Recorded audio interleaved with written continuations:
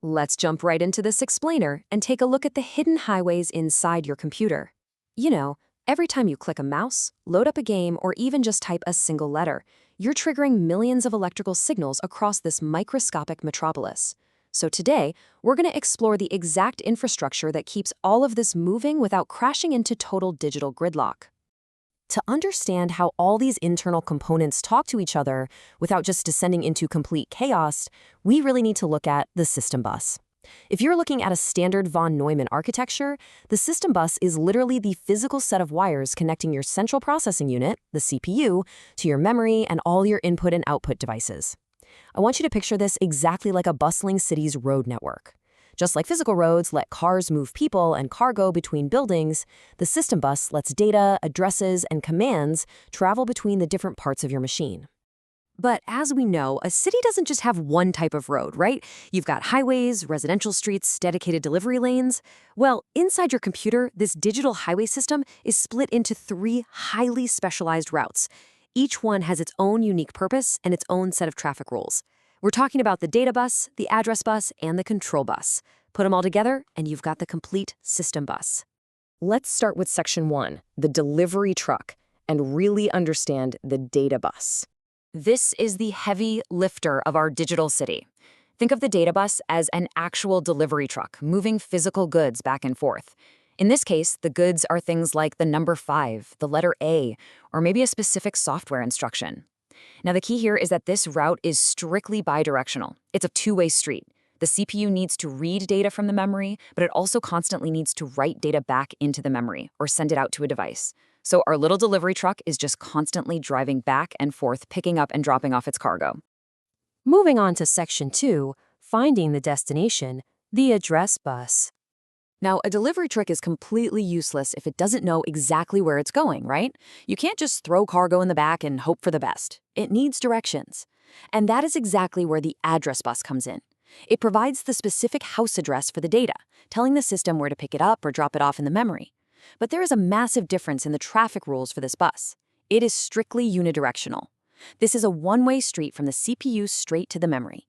The CPU is the boss here. It tells the memory exactly where to look, and the memory never ever sends an address back to the CPU.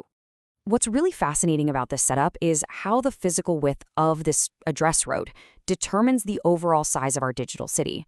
The number of physical wires in the address bus dictates exactly how much memory the CPU can even comprehend or, see. It follows a pretty simple mathematical rule. An n-bit bus handles 2 to the power of n memory locations. So if you've got an 8-bit address bus, your computer can only understand 2 to the power of 8, which is exactly 256 memory locations. Let's put that into a real-world perspective, because this mathematical limit is absolutely crucial. A lot of you might actually remember older computers that simply couldn't take more than 4 gigabytes of RAM. Why was that? Well, it's because they had a 32-bit address bus. 2 to the power of 32 equals roughly 4 billion locations, and that translates to exactly 4 gigabytes. So the computer was physically locked at a hard limit.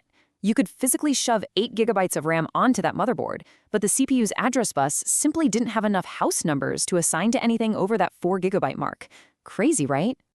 All right, section 3, enforcing the rules, the control bus. Okay, so we've got our trucks carrying the data, and we've got our addresses telling them where to go. But to keep all of this from just turning into a massive pileup, we desperately need some supervision.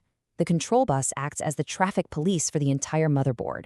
It communicates both ways, so we're back to a bidirectional street here, to tell the system exactly when to move, when to stop, when to load, and when to unload. Without the control bus, the memory wouldn't even know if the CPU wanted to read the data at a certain address or overwrite it. It would just be pure chaos. Our digital traffic cop uses a very specific set of signals to keep everything perfectly synced up. A memory read tells the system to pick up the cargo. A memory write tells it to drop it off. You've got the clock signal keeping the timing absolutely flawless so components don't talk over each other. And then you have things like the interrupt signal. That's basically like a siren on an ambulance, telling the CPU to drop whatever it's doing right now and handle an emergency. So to quickly map out our complete city here, the data bus is the two-way transporter of the actual information. The address bus is the one-way street dictating the location. And the control bus uses two-way communication to direct the overall flow with read, write, and clock commands. They all have incredibly distinct roles, but they work together flawlessly to make up that system bus. Let's put it all together in Section 4, the action sequence reading memory. We've met all the players, so let's watch our city in action and see exactly what happens when the CPU needs to retrieve a piece of data from memory. It happens in a precise 3-step sequence. Honestly, it's like a beautifully choreographed dance. Step 1, the CPU uses the address bus to send out the exact location, let's say address 1010, basically saying, hey, I need the data from this specific house. Step 2, the control bus steps in, like our trusty traffic cop, and flashes the memory read signal. That tells the memory, okay, open your doors and let the data out. And finally, step 3, the data bus pulls up to the house, grabs the value stored there, let's pretend it's the number 25, and drives it safely back to the CPU. Boom, perfect harmony. And get this, that exact sequence happens billions of times per second.